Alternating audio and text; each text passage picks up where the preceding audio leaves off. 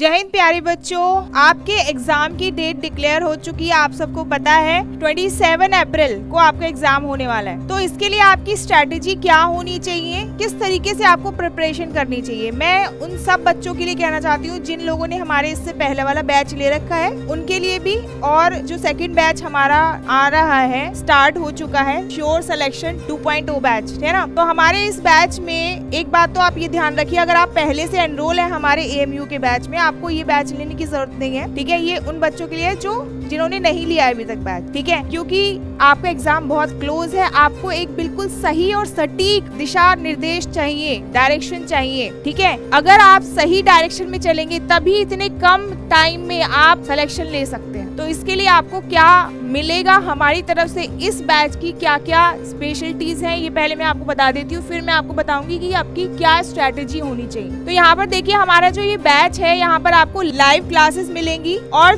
जो live classes आप देख चुके हैं उनकी रिकॉर्डेड क्लासेस भी आपको मिलेंगे, जिससे कि आप उससे रिवीजन कर सके अपने स्पेयर टाइम में, या आपकी मिस हो जाती है तो आप उसको पूरा कंप्लीट कर सके उस टॉपिक को। उसके अलावा ये जो हमारा एग्जाम है, इसकी प्रिपरेशन हम जब आपका एग्जाम आने वाला है तब तक उसकी प्रिपरेशन करवाएंगे। ऐसा नहीं है कि सिलेबस कंप्लीट हो गया तो बस खत्म हो जाएगा, आपको उसके बाद टेस्ट भी देने हैं, जिससे कि आपकी फुल तरीके से प्रिपरेशन हो सके।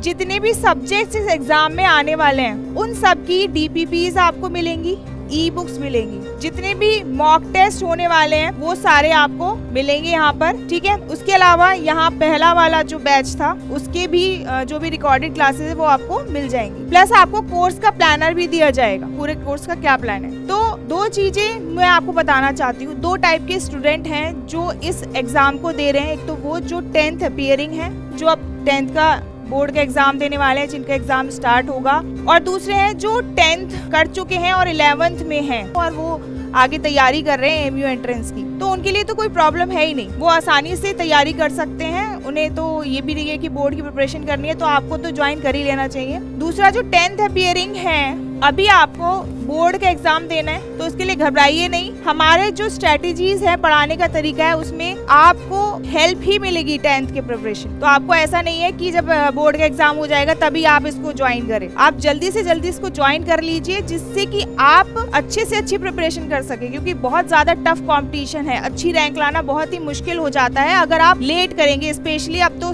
अप्रैल में ही एग्जाम है। तो आप ऐसा नहीं सोच सकते कि आपका बोर्ड का एग्जाम हो जाए उसके बाद आप प्रिपरेशन स्टार्ट करेंगे, कोई कोर्स ज्वाइन करेंगे। अभी से स्टार्ट कर दीजिए, आपका कोई ज्यादा टाइम वेस्ट नहीं होगा, आप अच्छे से प्रिपरेशन कर सकेंगे। आपको गाइडेंस इस तरीके से दी जाएगी कि आप इजीली उस पूरे जो भी आपका सिलेबस है AMU का, उसको अच्छे से प्रिपेयर कर सके कम से कम टाइम में। इधर उधर आपको भटकना नहीं है। पहली चीज, आप जब भी क्लासेस अटेंड करेंगे, आपकी क्लासेस होगी, क्लास के बाद जब भी आपका टॉपिक खत्म होगा उस पे बेस्ड कुछ क्वेश्चंस दिए जाएंगे आपको, वो अटेम्प्ट करेंगे, जिससे कि आपको कॉन्फिडेंस आए, ठीक है। आपको कॉन्फिडेंस तभी आएगा जब आप उस क्लासेस पे बेस्ड क्वेश्चंस करेंगे। ये सब आपको हम ही करवाएंगे, ठीक है।